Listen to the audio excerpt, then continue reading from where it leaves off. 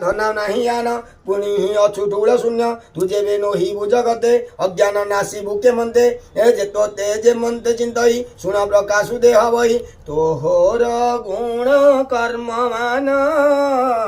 संख्या के करू भगवान बोल आनंद गवार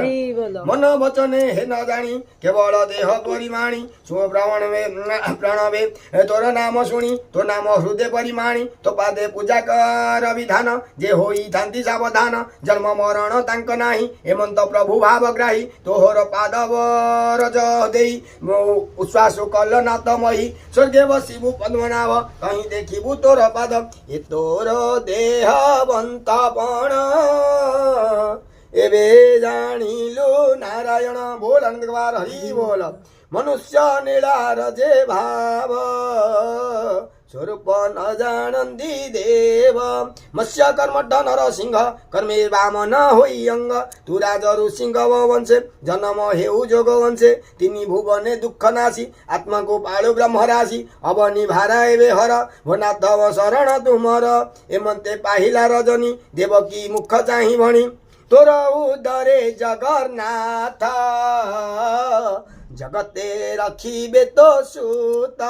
कंसर भय छाड़ तू ही जहार नामे दुख ना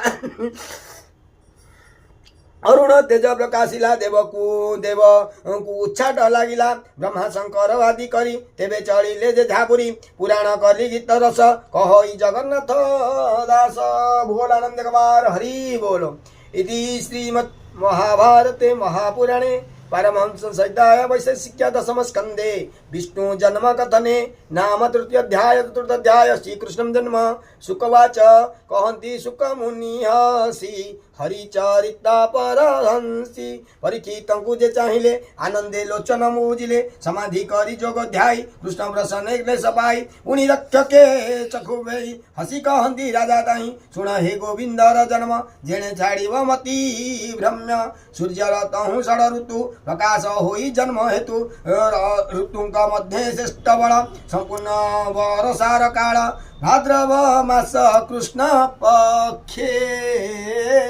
सकल ग्रहे चंती उच्छे अष्टमी निशी अर्ध नागे रोहिणी वृषभ संजोगे वृषराशि रे निशा कर नक्षत्र ग्रहे बलियार गभीर मेघनाद घोष प्रफुल्ल साधुंक मानस आज तिथि रे सबुतिक ग्रह काहारी मंगल करते आज तिथि रे जी जन्म हम राति रे जो पिला जन्म हम कौन सी ग्रह तक पड़ो सबुतिक ग्रह उच्छरे था कौन सी ग्रह पड़े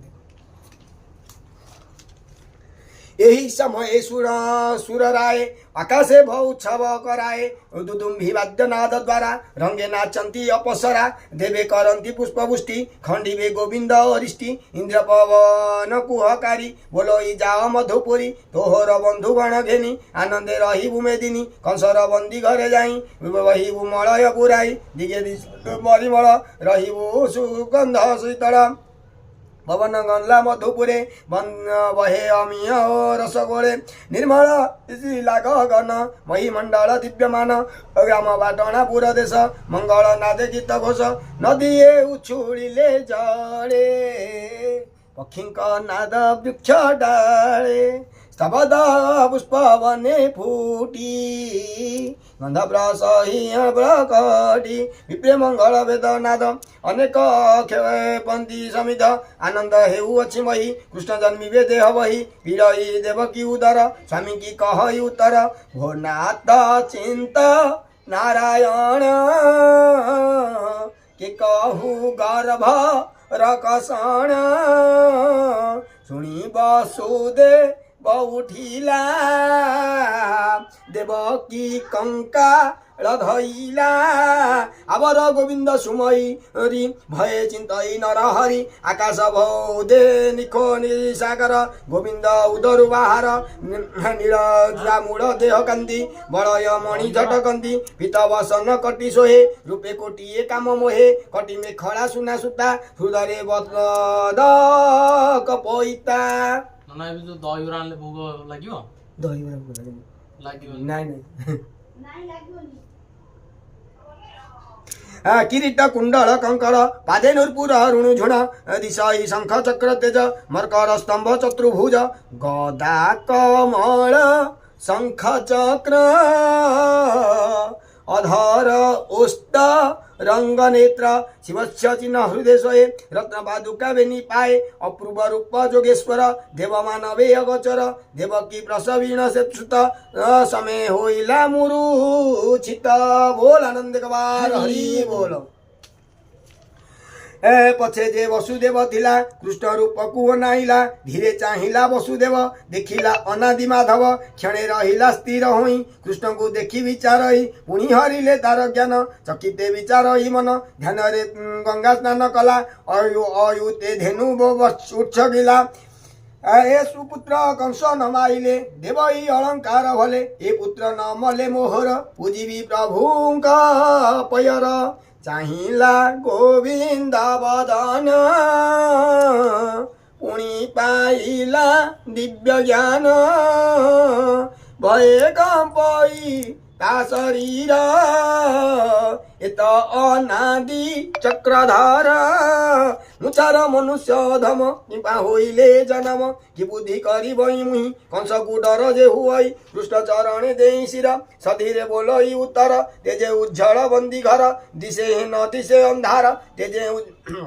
କର ଅଞ୍ଜଳି ଶିରେ ଦେଇ ତୁତି କରଇ କୃଷ୍ଣ ଯାଇ କହଇ ବସୁଦେବ ଶୋକେ ତୁ କିମ୍ପା ଜାତ ନର ଲୋକେ ତୋହର ଆଦି ଅନ୍ତ ନାହିଁ ପ୍ରକୃତି ତୋତେ ନ ଜାଣଇ କେବଳ ସୂକ୍ଷ୍ମ ରୂପ ଶୂନ୍ୟ ମୁନିଙ୍କ ଚିତ୍ତେ ଜ୍ଞାନ ଗମ୍ୟ ତୋହର ମାୟାରେ ଜଗତ ତୁଜେ ହୋଇଲୁ ଦେହବନ୍ତ ମହତ୍ଵବାଦୀ ପଞ୍ଚଭୂତ ସୃଷ୍ଟି କରନ୍ତି ଆତ ଜାତ ହରନ୍ତି ଅନ୍ତକାଳେ ଜୀବ